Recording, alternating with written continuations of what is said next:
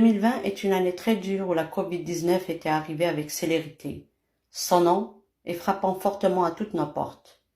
La pandémie rendit visite à tous avec fracas sans se faire inviter ou crier gare. Le mal, virus invasif, n'a pas mis de gants de velours pour sévir expressément. Le germe sensible s'est alors installé en sédentaire dans mon corps, dans mon âme, dans mon cerveau. Il a donc pris place aisément et y a habité tout simplement. La panique et la peur ont gagné les foyers. Le stress et l'anxiété se sont emparés de tous. Le défi était plutôt de se protéger et protéger les siens rigoureusement. Aujourd'hui, il est encore délicat de contrôler sa présence et sa propagation. Les symptômes paralysent déjà les personnes infectées. Les effets secondaires à cette infection le font encore plus gravement, car la Covid a vite causé des dégâts. Les absences, les arrêts de travail, les complications, les hospitalisations ont gagné du terrain en un temps record inimaginable.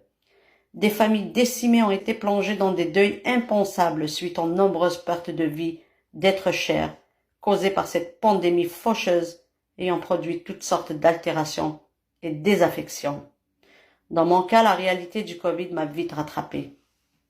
Ainsi, les fièvres, les toux, les maux de tête, les douleurs gastriques, les lassitudes physiques et morales, les difficultés respiratoires sont devenus mes lots quotidiens qui m'ont paralysé, cloué au lit, dans un état de déliquescence déficiente et grabataire des semaines durant.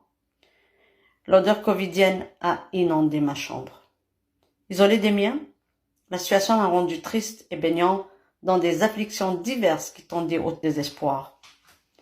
Subissant une sudation accélérée, mon corps s'humidifie d'un genre de mucus incongru et ma peau dégageait une substance bizarre, sueur qui colorait mon visage d'un teint autre. Suite au frétillement, je tremblais de peur. Mon cœur soumis aux tachycardies battait fortement, d'un pouls rapide et élevé. Mes yeux toujours embués et imbibés coulaient en larmes réchauffant mes joues rosées en constance. Mon souffle haletant me jouait des tours. Suis-je dyspnéique ou anxieuse, ressassais-je continuellement.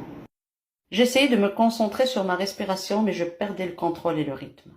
Dans ce cas, afin de me reprendre, je recourais à l'exercice des pompes que je me faisais salut venant à mon secours. Mon estomac me brûlait de douleurs irrésistibles. Malgré le besoin et l'envie de sommeiller, la peur du noir me tenaillait. Je suis esselée dans ma chambre, cernée par mon indésiré vis-à-vis, l'inconfortable Covid-19 que je voyais partout. Je la palpais et je la touchais presque. Elle était bel et bien colorée. Loin des hallucinations, elle était là, en moi, cette vérité. Je ne mangeais presque plus, et qu'on ne me cause point aller à l'hôpital. La Covid long a transformé ma vie, et c'est là que je réalise qu'elle vient de basculer. Des huitaines passèrent dans cet état lamentable qui me désagrège en tout genre, aucune amélioration. Voici maintenant des lunes et des ans que je pleure mon sort et mon ancienne personne, le moi que je cherche à retrouver. Les symptômes sont toujours là, le mal est omniprésent. Je ne suis pas la seule à me tourmenter. Plusieurs personnes me sont identiques, pataugeant dans la même situation que la mienne, ou pire.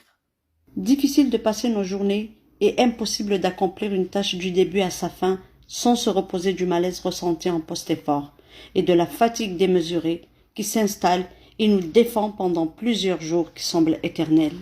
On court après notre souffle, fuyant le bruit qui nous offense et nous importune. Notre concentration diminue. Le brouillard cérébral s'installe. On essaye de s'accommoder pour feindre et pouvoir être normaux.